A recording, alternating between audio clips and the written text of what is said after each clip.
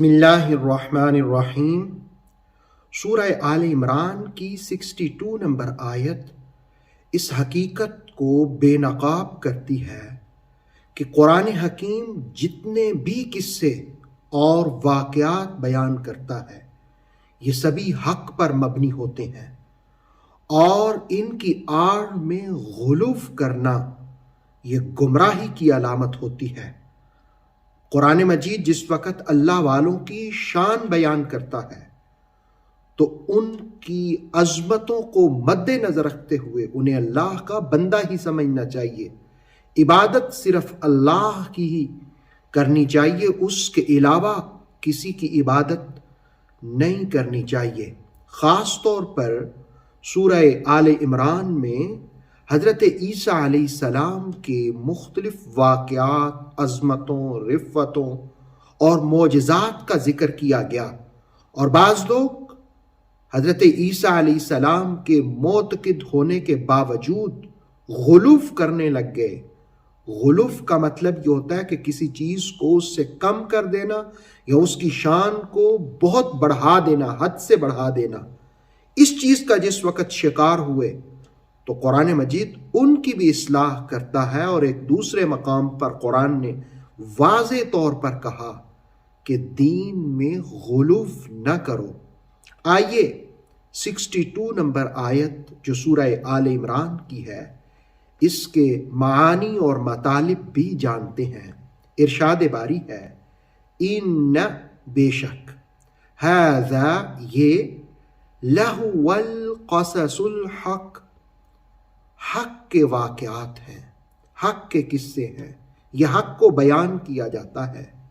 ان ھذا لہو القصص الحق، most certainly this is the true narrative, کہ حق کو بیان کیا جا رہا ہے۔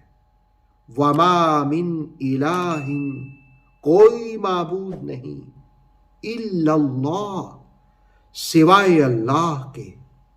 وما من الہ الا اللہ، and there is none worthy of worship except اللہ، اللہ کے سوا کسی کی عبادت نہ کی جائے۔ وَإِنَّ اللَّهَ، بے شک اللہ تعالی، لَهُوَ الْعَزِيزُ الْحَكِيمُ، وہ عزیز بھی ہے اور حکمتوں والا بھی ہے، وہ غالب بھی ہے، وہ حکمتوں والا بھی ہے۔ وَإِنَّ اللَّهَ لَهُوَ الْعَزِيزُ الْحَكِيمُ، and verily Allah is almighty, all-wise۔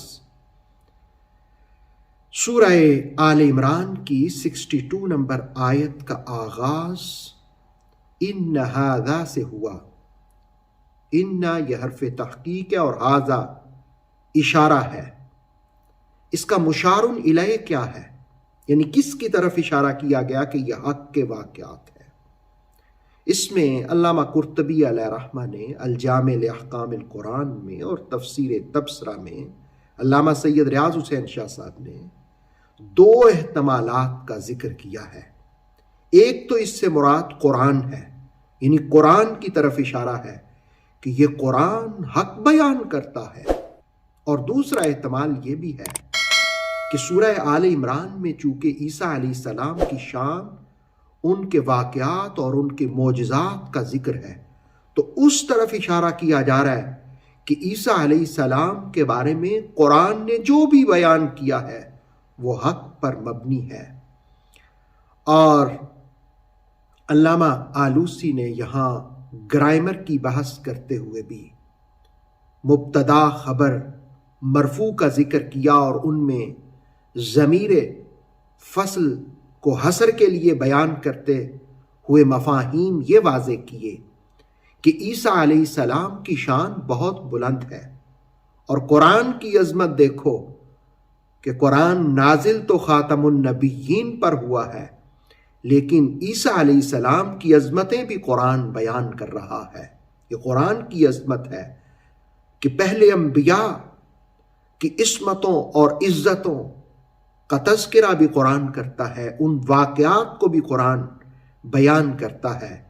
ان ھذا لہو القصص الحق، قصص، قصص یہ قصہ کی जमा है। क़स्सा या क़ुस्सु, इसका माना किसी के नक्शे कदम पर चलना भी होता है।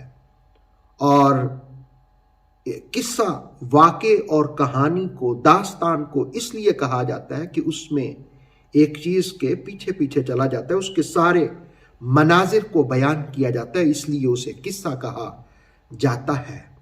इन हाज़ा लहुवल क़ससुल हक़, कुरान के किस्से हों या ईसा अलैहिस्सलाम के मोजज़ात, दास्तान और शानें हों, ये सब हक़ पर मबनी है। असल बात यह है कि अल्लाह वालों का जिक्र किया जाए, उनकी अजमत को जाना जाए, लेकिन अल्लाह का शरीक न ठहराया जाए। सूरह आल इमरान की 62 नंबर आयत वाज़े ऐलान करती है उन लोगों के लिए जो ईसा अलैहिस्सलाम की मोहब्बत और एतकाद में इतने अंधे हो गए कि उन्हें खुदा का बेटा कह डाला और अल्लाह के अलावा चीज़ों की इबादत करने लग गए। तो कुरान ने ऐलान किया कि वमा मिन इलाहिन इल्लल्लाह, अल्लाह के सिवा किसी की इबादत न की जाए। क्यों? इन्नहा व इन्नल्लाह लहुवल अज़ीज़ुल हकीम, वो गालिब भी है, वो हिकमतों वाला भी है। देखें, ये उसकी हिकमतों ही का अंदाज है कि उसने इंसान को पैदा किया और पैदा करने के बाद उसकी हिदायत का बंदोबस्त भी फरमाया, और वो गालिब भी है। अगर वो गालिब ना होता तो जो इसियां शिआर कौमें हैं वो तो दुनिया को उजाड़ देती, कमज़ोरों को कोई पूछने वाला ना होता, जालिम दिल खोल कर जुल्म और सित्म करते, उनकी कोई रस्सी खींचने वाला ना होता, वो गालिब भी है। इस आयत से हम ये बातें सीख सकते हैं कि अल्लाह वालों की अज़मतों को बयान ज़रूर करना चाहिए, लेकिन उनमें गुलूफ नहीं करना चाहिए, ज़्यादती नहीं करनी चाहिए। उन्हें अल्लाह का बंदा ही तसव्वुर करना चाहिए, समझना चाहिए, उस पर एतकाद और यकीन रखना चाहिए। और दूसरा ये कि कुरान जिस वक़्त वाक़यात बयान करता है तो उन वाक़यात से सबक सीखना चाहिए।